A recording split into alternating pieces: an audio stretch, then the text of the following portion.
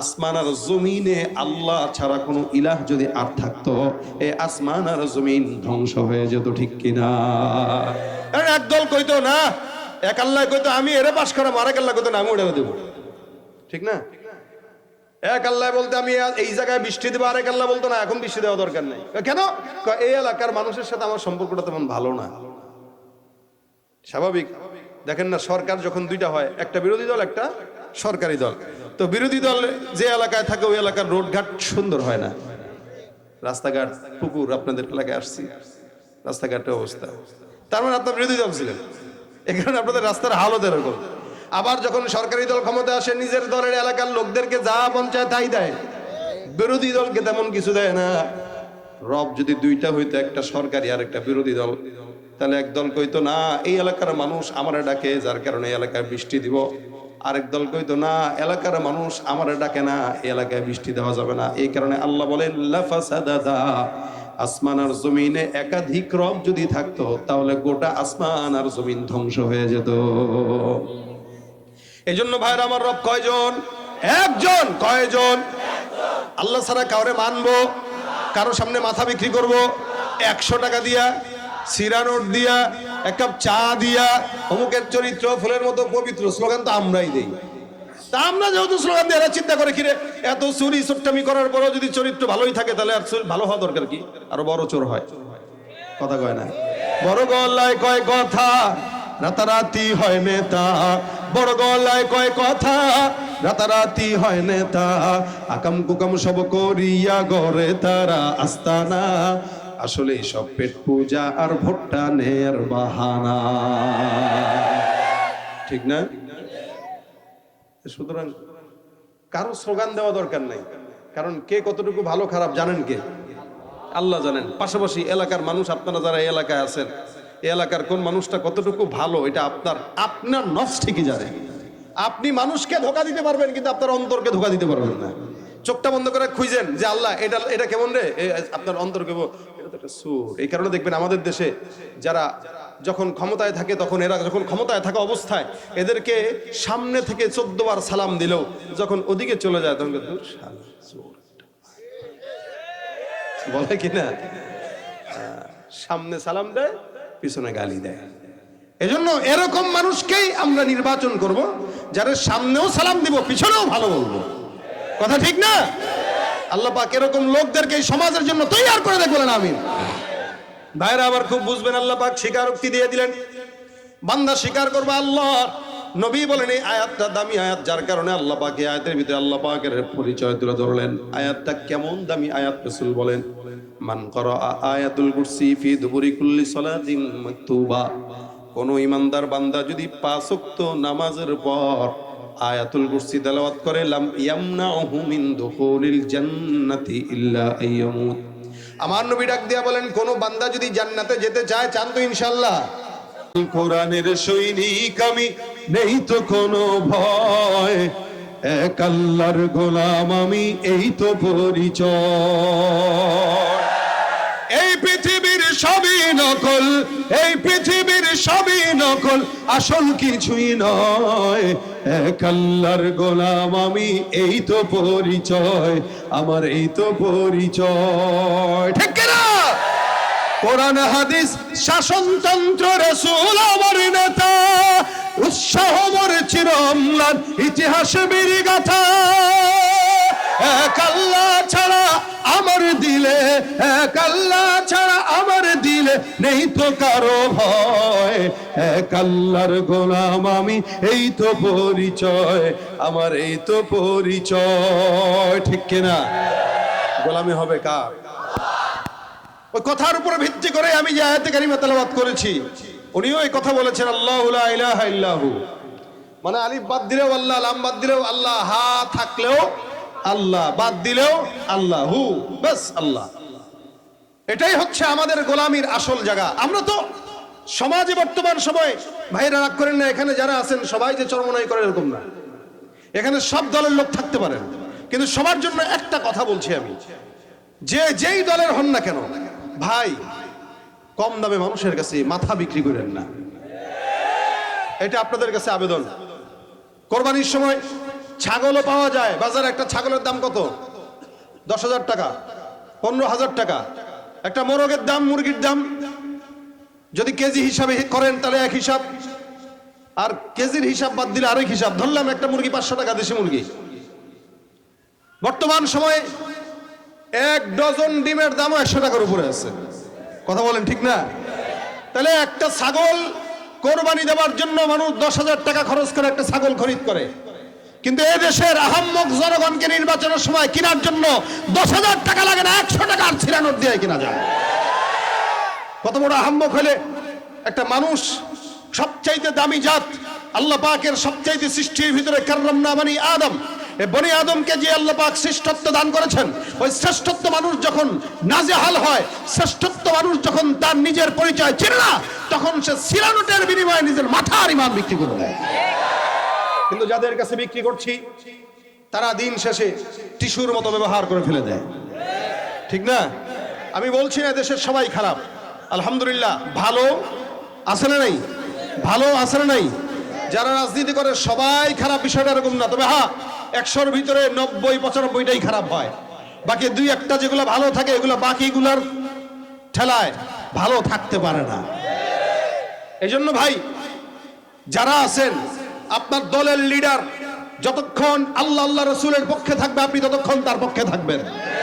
Leader যদি, আপনার দলের লিডার যদি আল্লাহর বিরুদ্ধে চলে যায়, আল্লাহর কসম মুসলমান হলে আপনি তাকে মানতে পারেন না। যাদের হাতে যায় ক্ষমতা, দেশ যেন বাপের ভিটা, রাখতে চেয়ার শুরু করে বিদেশিদের পাচাটা। হয়েছে না তাই? কথা বলে না, তাই তো হয়েছে। কষ্ট পাচ্ছেন কেউ? সমস্যা আছে কোনো? এগুলো রাজনীতির আলাপ না, এগুলো হকের আলাপ, এগুলো বাস্তব আলাপ। আমাদের দেশে যা ঘটে ওটাই বাস্তবতা, ঠিক কিনা বলেন? এটা রাজনীতির আলাপ না।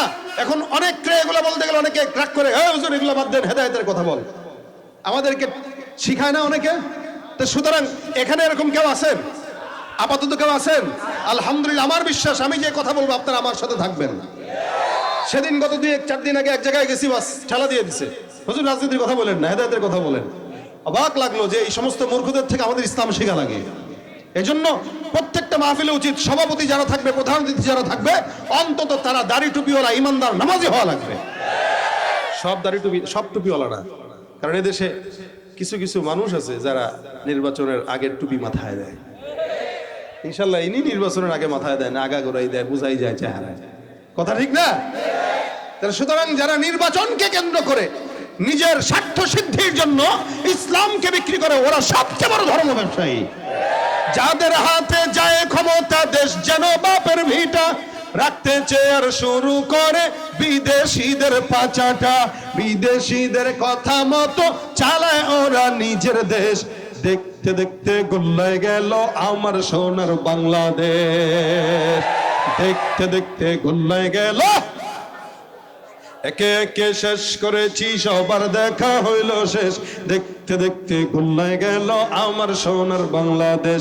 কেউ দিল না, সবাই নিল, আমরা যে কলুর বলদ। সারা বছর নেয় না খবর, নির্বাচনে খুব দরদ। কেউ দিল না, সবাই নিল, আমরা যে কলুর বলদ। সারা বছর নেয় না খবর, নির্বাচনে খুব দরদ। নির্বাচনের আগে নেতা ধরে কত রকম বেশ, নির্বাচনের আগে নেতা ধরে কত রকম বেশ। দেখতে দেখতে গোল্লায় গেল, আওয়াজ দিয়া, দেখতে দেখতে গোল্লায় গেল, একে একে শেষ করেছি, সবার দেখা হইল শেষ। দেখতে দেখতে গোল্লায় গেল আমার সোনার বাংলাদেশ। দেখতে দেখতে গোল্লায় গেল আমার সোনার বাংলাদেশ। রাগ করছেন কি? হাত তুলেন। আলহামদুলিল্লাহ, কেউ তুলেন নাই তো, করেন নাই তো। হ্যাঁ, আল্লাহ পাক যতদিন হায়াত দেয় যেন ইসলামের পথে নিজের অপছন্দ হইলেও কথাগুলো মেনে যেতে পারি। বলেন না আমিন? অনেক সময় নিজের অপছন্দ হয়, নিজের বিরুদ্ধে যায় বলে আমরা মানতে চাই না। কিন্তু এটা মাথায় রাখবেন, ইসলাম আমার বিরুদ্ধে গেলে, আমার বাবার বিরুদ্ধে গেলেও আমার দোষ, ইসলামের কোনো দোষ নাই। কোরআন এটা আমার বিরুদ্ধে গেলে মূর্খতা আমার, কোরআনের ভিতরে কোনো গ্যাপ নাই। আল্লাহ এই কথাগুলোই আমাদের হৃদয়ে ঢুকায় দেখ। আমিন।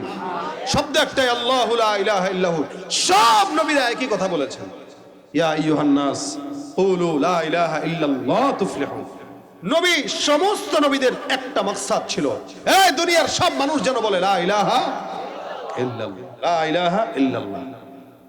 এই কথা শুধু নবী নয়, আদম থেকে ঈসা পর্যন্ত সব নবীরা বলেছেন। রাসূল সাল্লাল্লাহু আলাইহি ওয়াসাল্লাম তো আলাদা বলেছেনই। আল্লাহ পাক কোরআনে জায়গায় জায়গায় এই ঈমানের কথাই বলেছেন। যেখানে রাসূল সাল্লাল্লাহু আলাইহি ওয়াসাল্লাম হাদিসে বলেন বুনিয়াল ইসলামু আলা খামসিন শাহাদাতি আল্লা ইলাহা ইল্লাল্লাহ। ইসলামের মূল ভিত্তি পাঁচটি। প্রথমই হচ্ছে লা ইলাহা ইল্লাল্লাহ। এটা জানা নাই তার তো ঈমানই নাই। এটা যদি থেকে যায় তাহলে বাকিগুলা, এজন্য এটার দাম। আমি আপনাদের সামনে যে আয়াতে কারিমার অংশ বিশেষ তেলাওয়াত করেছি, এটার শুরুতে আল্লাহ সবক দিয়েছেন লা ইলাহা ইল্লাহু। আল্লাহ এমন একজন সত্তা যিনি ছাড়া কোনো ইলাহ নাই। কয়জন? একজন। কয়জন? দুইজন। আচ্ছা, দুইজন যদি রব হইতো, ভালো কথা। যদি আপনারা না জেনেই বলছেন মারামারি লাগতো, তবে এটাই কোরআনের কথা। দুইটা থাকলে কি হইতো? মারামারি লাগতো। এই জন্য আল্লাহ একজন। দেখেন না বাংলাদেশের অবস্থা কেমন এখন, নেতা সবাই, যার কারণে কে কারে মানবে কেউ বুঝে না, তাল হারায় ফেলছে। সবাই নেতা, সবাই জনগণ। তা আল্লাহ যদি ডাবল হইতো তাহলে দুনিয়া টিকতো না। কিন্তু ইহুদিরা অবিশ্বাস করে আল্লাহ আছে না নাই। ওই যে উনি বলছেন গড, ঈশ্বর, কিন্তু আল্লাহ আল্লাহ। ওরা বলে ঈশ্বর, কেউ বলে গড, কেউ বলে ভগবান। আমরা বলি তারা ভগবান বলে বলে আল্লাহর সাথে শরীক করে, তারা ঈশ্বর বলে বলে আল্লাহর সাথে শরীক করে। কারণ আমাদের তো আল্লাহ আলিফ দিয়ে হা দিয়ে যা করবেন সবই আল্লাহ, যার কারণে আমাদের আল্লাহর সাথে কোনো শরীক নাই। কিন্তু তাদের সাথে শরীক আছে, তারা শরীক করে, কিন্তু তারাও মানে যে আল্লাহ আছে একজন। এই কারণে আল্লাহ পাক বলেন ইন সাআলতাহুম মান খালাকাস সামাওয়াতি ওয়াল আরদ লা ইয়াকুলুনাল্লাহ। আমার আল্লাহ পাক রব্বুল আলামিন বলেন, নিশ্চয়ই তাদেরকে যদি তোমরা প্রশ্ন করো, যদি তাদেরকে প্রশ্ন করা হয়, ওয়ালা ইন সাআলতাহুম মান খালাকাস সামাওয়াতি ওয়াল আরদ, আসমান আর জমিন সৃষ্টি করেছেন কে, এটা যদি কাদেরকে বলে ওই ইহুদি নাসারা মুশরিকদেরকে যদি প্রশ্ন করা হয়, তারা এক কথায় জবাব দিয়া বলবেন লা ইয়াকুলুনাল্লাহ, আসমান আর জমিনে যা কিছু আছে এগুলো সব সৃষ্টি করেছেন আল্লাহ। এটার বাইরে যদি আপনি তাদেরকে প্রশ্ন করেন ইনসালতাহুম মান খালাকাহুম লা ইয়াকুলুনাল্লাহ, তাদেরকে কে প্রশ্ন করলো, প্রশ্ন যদি করা হয়, আল্লাহ পাক রব্বুল আলামিন বলে এই প্রশ্নের জবাবেও তারা একটা জবাব দিয়া বলবে আল্লাহ সৃষ্টি করেছেন। কে সৃষ্টি করেছেন? আল্লাহ। আমার আল্লাহ পাক রব্বুল আলামিন বলেন এরাও আল্লাহকে বিশ্বাস করে, এরাও আল্লাহকে মানে, কিন্তু পার্থক্য কোথায়? আমার আল্লাহ পাক অন্য জায়গায় বলে দিয়েছেন ওয়াকালাতিল ইয়াহুদু উযাইরুন ইবনুল্লাহ ওয়াকালাতিন নাসারাল মাসীহু ইবনুল্লাহ। আমার আল্লাহ পাক রব্বুল আলামিন এই জায়গায় বান্দার পরিচয় তুলে ধরলেন। কোন বান্দা আল্লাহর সঙ্গে অন্য কাউকে শরীক করে না, এটা পরিচয় শুনে নাও। আমার আল্লাহ পাক ডাক দিয়া বলেন ওয়াকালাতিল ইয়াহুদু উযাইরুন ইবনুল্লাহ, উযাইর একজন পয়গম্বর, যেই পয়গম্বরকে আল্লাহ পাক জমিনের মধ্যে আদম থেকে ঈসা পর্যন্ত একটা সিরিয়ালের মধ্যে দিয়েছিলেন। আমার আল্লাহ পাক রব্বুল আলামিন বলেন ইহুদিরা যারা, ওরা আল্লাহকেও মানে, আবার আল্লাহর বাইরে আরেকজনকে শরীক করে, যার কারণে তারা বলে হযরত উযাইর আলাইহিস সালাতু ওয়াস সালাম হলেন আল্লাহর পুত্র সন্তান। নাউযুবিল্লাহ। ইহুদিরা বলে উযাইর আল্লাহর সন্তান, নাসারারা কি বলে ঈসা, আল্লাহ পাক রব্বুল আলামিন বলেন ওয়াকালাতিন নাসারাল মাসীহু ইবনুল্লাহ। ইহুদিরা বলে উযাইর আল্লাহর পুত্র, নাসারারা বলে, খ্রিস্টানরা বলে ঈসা আল্লাহর সন্তান। নাউযুবিল্লাহ। একদল বলে এ আল্লাহর সন্তান, আর একদল বলে ও আল্লাহর সন্তান। কিন্তু আল্লাহ পাক রব্বুল আলামিন মুসলমানদেরকে সবক শিখিয়ে দিলেন কুল হুয়াল্লাহু আহাদ আল্লাহুস সামাদ লাম ইয়ালিদ ওয়া লাম ইউলাদ ওয়া লাম ইয়াকুল লাহু কুফুয়ান আহাদ। আমার আল্লাহ পাক রব্বুল আলামিন আপনাকে আমি শিখিয়ে দিলেন তোমরা একমাত্র আল্লাহর ইবাদত করো, যিনি একক, যিনি রব, যিনি কারো থেকে জন্ম নেয় নাই, কাউকে জন্ম দেয় নাই। এটা স্বীকারোক্তি দেওয়ার জন্য একজন মুমিন যদি 1000 বার শাহাদাত বরণ করা লাগে, ওই মুমিনটা 1000 বার শাহাদাত বরণ করতে রাজি, দেবো আল্লাহর সঙ্গে অন্য কাউরে শরীক করতে রাজি না, ঠিক কিনা? এটা আপনার আমার ইমানি দায়িত্ব, এটাই আপনার আমার কাজ। আল্লাহর সঙ্গে অন্য কাউরে শরীক করা যাবে না।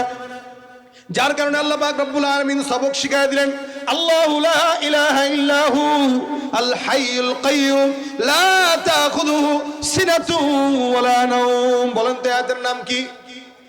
বলেন না, জোরে বলেন। আল্লাহ পাক রব্বুল আলামিনের হাবিব সাল্লাল্লাহু আলাইহি ওয়াসাল্লাম বলেন, এটা এত দামি আয়াত। আল্লাহ পাক রব্বুল আলামিনের নবী বলেন, কোরআনের মধ্যে সব আয়াতের মধ্যে সবচাইতে ফজিলতপূর্ণ আয়াতটাই হলো আয়াতুল কুরসি। আর এক হাদিসে পয়গম্বর বলেন, কোরআনের একটা চূড়া আছে, সর্বোচ্চ চূড়া। দেখবেন কোন একটা পাহাড়ের ভিতরে যদি যান, ওই পাহাড়ের একটা সাইড থাকবে, আবার একটা চূড়া থাকবে। আল্লাহ রাসূল সাল্লাল্লাহু আলাইহি সাল্লাম বলেন, পবিত্র কোরআনের সর্বোচ্চ চূড়া হলো সূরাতুল বাকারা, আর সূরা বাকারার সর্বোচ্চ চূড়া হলো আয়াতুল কুরসি। সুবহানাল্লাহ। ভাইরা আমার, শুধু তাই না, আল্লাহর নবী সাল্লাল্লাহু আলাইহি সাল্লাম আরো বলেন, আয়াতুল কুরসিটার এত দাম। আমার পয়গম্বর বলেন, আয়াতুল কুরসি এত ফজিলতপূর্ণ। আল্লাহর নবী বলেন, আয়াতুল কুরসির আলাদা একটা জিহ্বা আছে, দুইটা ঠোঁট আছে। সুবহানাল্লাহ। আপনার আমার যেমন দুইটা ঠোঁট, একটা জিহ্বা, এই জিহ্বা দিয়ে আমরা কার গোলামি করি? কার? এটা কি জিহ্বা দিয়া নেতার স্লোগান দিয়া লাভ নাই। জিহ্বা দিয়া যতক্ষণ থাকবে লা ইলাহা ইল্লাল্লাহ। আমার নবী ডাক দিয়া বলেন, আয়াতুল কুরসির একটা জিহ্বা আছে, দুইটা ঠোঁট আছে। এই আয়াতুল কুরসিটা আরশের নিচে বসে বসে আমার আল্লাহ পাক রব্বুল আলামিনের কুদরতি কদমে সিজদা দিয়ে পড়ে পড়ে আল্লাহর তাসবিহ আদায় করে। সুবহানাল্লাহ। এত দামি আয়াত। আল্লাহ রাসূল সাল্লাল্লাহু আলাইহি ওয়াসাল্লাম বলেন, কোন ইমানদার বান্দা যদি এই আয়াতটাকে বারবার তেলাওয়াত করে, ফজিলতপূর্ণ আয়াত, কারণ এই আয়াতে আমার আল্লাহ পাকের সমস্ত জাত আর সত্তার গুণগান গেয়েছেন, যার কারণে শুরুতেই শিখিয়ে দিয়েছেন আল্লাহু লা ইলাহা ইল্লাহু। এমন একজন আল্লাহ, যার কোনো ইলাহ নাই, যার সাথে কোনো শরীক নাই, যিনি ছাড়া কোনো ইলাহ নাই। আল হাইয়ুল কাইয়্যুম, আরে তিনি এমন একজন চিরঞ্জীব, চিরশক্তিশালী। ওই যে বলেছি, আল্লাহ যদি ডাবল হয় তাহলে জমিনে মারামারি লেগে যেত, ফাসাদ সৃষ্টি হয়ে যেত। যার কারণে আল্লাহ পাক বলেন, এ মুসলমান, লাউ কানা ফীহিমা আলিহাতুন ইল্লাল্লাহু লাফাসাদাতা। আল্লাহ বলেন, আসমান আর জমিনে আল্লাহ ছাড়া কোনো ইলাহ যদি আর থাকতো, এই আসমান আর জমিন ধ্বংস হয়ে যেত। ঠিক কিনা? একদল কইতো না, এক আল্লাহ কইতো আমি এরে পাশ করাম, আরেক আল্লাহ কইতো না আমি উড়ে দেবো। ঠিক না? এক আল্লাহ বলতে আমি এই জায়গায় বৃষ্টি দেবো, আরেক আল্লাহ বলতো না এখন বৃষ্টি দেওয়া দরকার নাই। কেন? এই এলাকার মানুষের সাথে আমার সম্পর্কটা তেমন ভালো না। স্বাভাবিক। দেখেন না, সরকার যখন দুইটা হয়, একটা বিরোধী দল, একটা সরকারি দল, তো বিরোধী দল যে এলাকায় থাকে ওই এলাকার রোডঘাট সুন্দর হয় না, রাস্তাঘাট, পুকুর। আপনাদের এলাকায় আসছি, রাস্তাঘাটের অবস্থা, তার মানে আপনার বিরোধী দল ছিলেন, এখানে আপনাদের রাস্তার হালত এরকম। আবার যখন সরকারি দল ক্ষমতা আসে, নিজের দলের এলাকার লোকদেরকে যা পঞ্চায়েত তাই দেয়, বিরোধী দলকে তেমন কিছু দেয় না। রব যদি দুইটা হইতো, একটা সরকারি আর একটা বিরোধী দল, তাহলে এক দল কইতো না এই এলাকার মানুষ আমারে ডাকে, যার কারণে এলাকায় বৃষ্টি দিব। আরেক দল কইতো না এলাকার মানুষ আমারে ডাকে না, এই এলাকায় বৃষ্টি দেওয়া যাবে না। এই কারণে আল্লাহ বলেন, লাফাসাদাতা। আসমান আর জমিনে একাধিক রব যদি থাকতো, তাহলে গোটা আসমান আর জমিন ধ্বংস হয়ে যেত। এই জন্য ভাইরা আমার, রব কয়জন? একজন। কয়জন? আল্লাহ ছাড়া কাউরে মানবো, কারো সামনে মাথা বিক্রি করব 100 টাকা দিয়া, সিরা নোট দিয়া, এক কাপ চা দিয়া, অমুকের চরিত্র ফুলের মতো পবিত্র, স্লোগান তো আমরাই দেই। তা আমরা যেহেতু স্লোগান দিয়ে, এরা চিন্তা করে কিরে এত চুরি চোট্টামি করার পরও যদি চরিত্র ভালোই থাকে, তাহলে আর ভালো হওয়া দরকার কি? আরো বড় চোর হয়। কথা কয় না? বড় গলায় কয় কথা, রাতারাতি হয় নেতা। বড় গলায় কয় কথা, রাতারাতি হয় নেতা। আকাম কুকাম সব করিয়া গড়ে তারা আস্তানা, আসলে সব পেট পূজা আর ভোট্টা নের বাহানা। ঠিক না? সুতরাং কারো স্লোগান দেওয়া দরকার নাই, কারণ কে কতটুকু ভালো খারাপ জানেন কে? আল্লাহ জানেন। পাশাপাশি এলাকার মানুষ, আপনারা যারা এই এলাকায় আছেন, এই এলাকার কোন মানুষটা কতটুকু ভালো, এটা আপনার নফস ঠিকই জানে। আপনি মানুষকে ধোকা দিতে পারবেন, কিন্তু আপনার অন্তরকে ধোকা দিতে পারবেন না। চোখটা বন্ধ করে খুঁজেন যে আল্লাহ এটা কেমন রে, আপনার অন্তরকে এটা তো একটা সুর। এই কারণে দেখবেন আমাদের দেশে যারা যখন ক্ষমতায় থাকে, তখন এরা যখন ক্ষমতায় থাকা অবস্থায় এদেরকে সামনে থেকে 14 বার সালাম দিলেও যখন ওদিকে চলে যায় তখন বলে কিনা? সামনে সালাম দেয়, পিছনে গালি দেয়। এজন্য এরকম মানুষকেই আমরা নির্বাচন করব, যারা সামনেও সালাম দিব, পিছনেও ভালো বলবো। কথা ঠিক না? আল্লাহ পাক এরকম লোকদেরকে এই সমাজের জন্য তৈরি করে দেখ, বলেন আমিন। ভাইরা আবার খুব বুঝবেন, আল্লাহ পাক স্বীকারোক্তি দিয়ে দিলেন, বান্দা স্বীকার করবে আল্লাহর। নবী বলেন এই আয়াতটা দামি আয়াত, যার কারণে আল্লাহ পাক এই আয়াতের ভিতরে আল্লাহ পাকের পরিচয় তুলে ধরলেন। আয়াতটা কেমন দামি আয়াত, রাসূল বলেন মান করা আয়াতুল কুরসি ফি দুবুরি কুল্লি সালাতিন মাকতুবা, কোন ইমানদার বান্দা যদি 5 ওয়াক্ত নামাজের পর আয়াতুল কুরসি তেলাওয়াত করে, লাম ইয়ামনাহু মিন দুখুলিল জান্নাতি ইল্লা আইয়ামুত। আমার নবী ডাক দিয়া বলেন, কোন বান্দা যদি জান্নাতে যেতে চায়, চান তো ইনশাআল্লাহ? সবাই চান তো ইনশাআল্লাহ? একটু দেরিতে না তাড়াতাড়ি? মানে কতটুকু তাড়াতাড়ি বা ডাইরেক্ট? তার মানে মরবো, সোজা যায় জান্নাতের বিছানায় পড়বো। কথা বলেন না? ইনশাআল্লাহ আল্লাহ কবুল করে, বলেন আমিন। নবী বলেন হ্যাঁ, মরার পরে যদি সোজা জান্নাতের বিছানায় পড়ে যেতে চাও, তাহলে একটা আমল আছে। কি? 5 ওয়াক্ত নামাজের পর ফজর থেকে ইশা পর্যন্ত কোন ইমানদার বান্দা যদি 5 ওয়াক্ত নামাজের পর আয়াতুল কুরসি পাঠ করে, রাসূল বলেন ওই ব্যক্তি মরতে দেরি, লেকিন আল্লাহর জান্নাত পেতে দেরি করবে না। আর মৃত্যু ব্যতীত ওই বান্দাকে জান্নাতে প্রবেশ করতে কেউ বাধা দিতে পারবে না। মানে তার বাধাটাই থাকবে কি? মৌত। এই যে দুনিয়া, এই যে জান্নাত, মাঝখানে একটা পর্দা আছে, পর্দার নাম মৌত। রাসূল বলেন ও দুনিয়ার থেকে পড়বে, পর্দাটা ছিঁড়বে আর সোজা জান্নাতে পড়ে যাবে। মান করা আয়াতুল কুরসি ফি দুবুরি কুল্লি সালাতিন মাকতুবা, প্রত্যেকটা ফরজ নামাজের পর কোন ইমানদার বান্দা যদি এই আয়াতটা পড়ে, আল্লাহ পাক রব্বুল আলামিনের হাবিব বলেন সোজা জান্নাত। ওই বান্দা যদি জান্নাত চায়, যেন 5 ওয়াক্ত নামাজের পর তেলাওয়াত করে। আল্লাহ নবী সাল্লাল্লাহু আলাইহি ওয়াসাল্লাম এছাড়াও আরো হাদিসে বর্ণনা করেছেন, এ মুসলমান, এটা এমন দামি আয়াত, এই আয়াতটা যদি কেউ তেলাওয়াত করে, আল্লাহ পাক ওই বান্দাকে সমস্ত প্রকার জিন্নাত, শয়তান, কালো জাদু, টনা থেকে আল্লাহ তার হেফাজত করবে। এখন তো কালো জাদু, এই সেই হ্যানত্যান এগুলো অনেক বেশি, ঠিক না? জিন্নাতের আসর, শয়তানের আসর, হ্যানত্যান অনেক বেশি এগুলা। আল্লাহ নবী বলেন কেউ যদি এগুলো সকাল সন্ধ্যা পাঠ করে, তাবু আল্লাহ পাক তার হেফাজত করবেন। জিম্মাদারি নেবেন কে? আল্লাহ। কোন ব্যক্তি যদি সকালবেলা পড়ে, সারা দিনের জিম্মাদারি নিয়ে নেবেন আল্লাহ।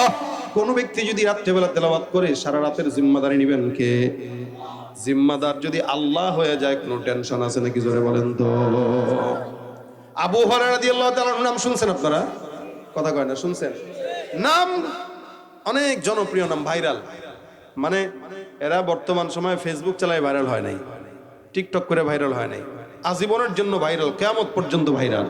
এক এক সাহাবা একরাম কেমন ভাইরাল ছিল যে আসমানের ফেরেশতা পর্যন্ত তাদেরকে চিনত। কথা কয় না? যারা বলেন সুবহানাল্লাহ বিহামদিহি, তারা ছিল ভাইরাল। আমরা ঘোড়ার ডিমের ভাইরাল। সাহাবা একরামরা রাস্তাতে, আবু যর গিফারি রাস্তা দিয়ে হাঁটতেছে, তা জিবরাইল আমিন রাসূলুল্লাহ বলতেছেন, হুজুর এটা আবু যর না? রাসূল বলেন হ্যাঁ আবু যর। তো তুমি কেমনে চিনলা? আমি খালি একা, গোটা আসমানের জমিনের সব ফেরেশতারা তাকে চিনে। কিভাবে চিনে? সে সূরা ইখলাস পড়ে। সুবহানাল্লাহ। সূরা ইখলাসে কার পরিচয়? আল্লাহর পরিচয়। আল্লাহর পরিচয় বললেই আল্লাহ পাক বান্দাকে পরিচয় বানায় দেয় আসমান আর জমিনের যত ফেরেশতা আছে তাদের কাছে। ভাইরা আমার দেখেন, আবু হুরায়রা রাদিয়াল্লাহু তাআলা থেকে চমৎকার একটা হাদিসের গল্প আছে। হাদিসের ঘটনাটা বর্ণনা করে আমি আপনাদেরকে শেষের দিকে নিয়ে যাব, মনোযোগ দিয়ে শুনবেন। আল্লাহ পাক যেন আমাদেরকে আমলের নিয়তে শোনার তৌফিক দান করে, বলেন আমিন। আবু হুরায়রা রাদিয়াল্লাহু তাআলা বলেন, আল্লাহর নবী সাল্লাল্লাহু আলাইহি সাল্লাম আমাকে একবার কিছু সাদকার মাল আমানত হিসেবে দিলেন, দায়িত্ব পালন করার জন্য। রিলিফের মাল। কিসের মাল? রিলিফের মাল। এলাকায় দেয় না? রিলিফের মাল যখন আসে, আমরা অতীতে দেখেছি যা নেতাদের কাছে গেছে 100 বস্তার ভিতরে মোটামুটি 90 বস্তা নেতার ঘরে, বাকি 10 বস্তা জনগণ। তাও এটা কারা? নেতার আত্মীয়রা।